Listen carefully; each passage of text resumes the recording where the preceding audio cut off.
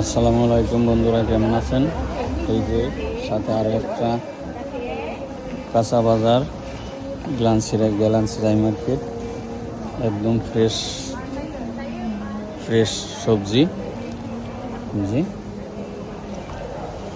আজকে রাত্রে আসছে আর কি, সকালে বিক্রি শুরু করছে। সকাল থেকে সব সুন্দর, সব সুন্দর সুন্দর, সব ধরনের সবজি।